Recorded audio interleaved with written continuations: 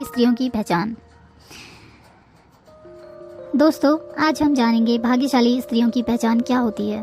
क्योंकि अगर किसी लड़के की शादी किसी भाग्यशाली लड़की से हो जाए तो वो करोड़पति से सीधा करोड़पति बन जाता है, लेकिन अगर किसी लड़के की शादी किसी अभाग्यशाली लड़की से हो जाए तो वो लड़का करोड़पति से बिल्कुल रोडपति बन सकता है।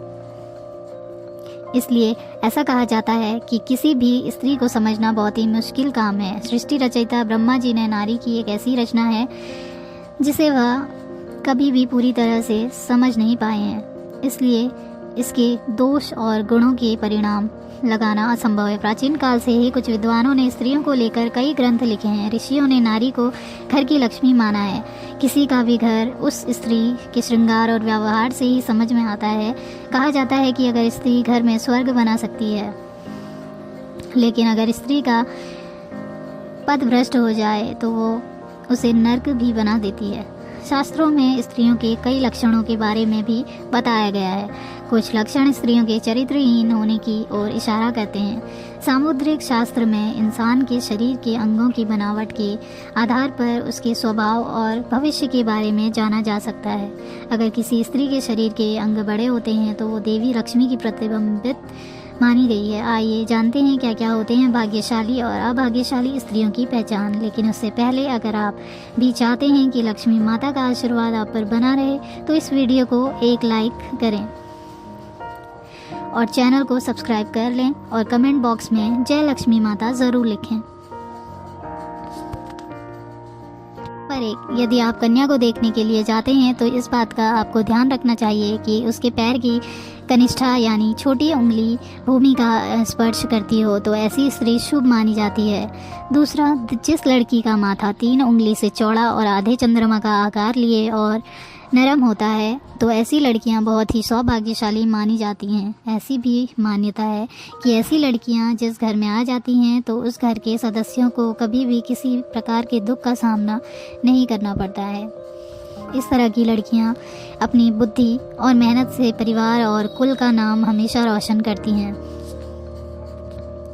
तीसरा, जिस लड़की की आंखों के ऊपर और नीचे की त्वचा हल्की लालिमा और आंखों की पुतली काली और सफ़ेद भाग दूध के समान होता है तो ऐसी लड़कियों को भी भाग्यशाली माना जाता है। इसके साथ ही जिस लड़कियों की चाल राजहंस के समान और कमर बाग के समान पतली होती है तो ऐसी लड़कियां सभी सुखों को भोगने वाली होती हैं।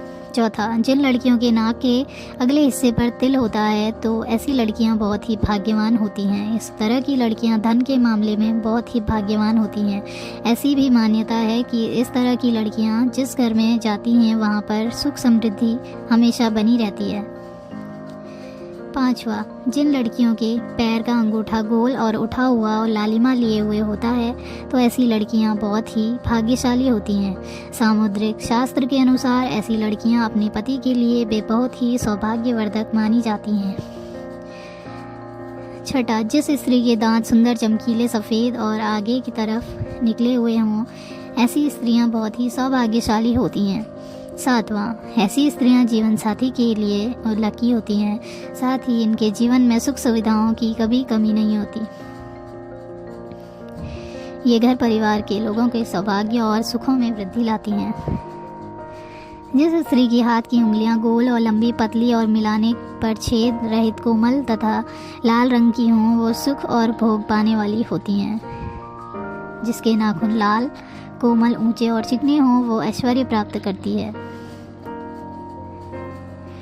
भविष्य पुराण के अनुसार जिस स्त्री के गर्दन में 4 अंगुल नाप की साफ 3 रेखाएं हों वो गहनों से सजी रहती है।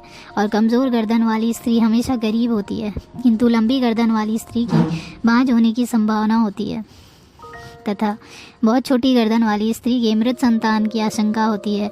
जिसके दोनों कंधे और गर्दन का उठा हुआ पिछला भाग नीचा हो वो लंबी आयु वाली होती है। जिस स्त्री की भौहें ऊंची कोमल सूक्ष्म आपस में मिली हुई व धनुष के समान होती है वो भी सुख व सौभाग्य देने वाली होती है। जिन कन्याओं का चेहरा अपने पिता के चेहरे से मिलता जुलता हो तो वे लड़कियां बहुत ही भाग्यशाली होती हैं। इन्हें जीवन में हर वह सुख मिलता है जो वो चाहती हैं, और अगर लड़का अपनी माँ के जैसा हो तो वो लड़का बेहद भाग्यशाली माना गया है।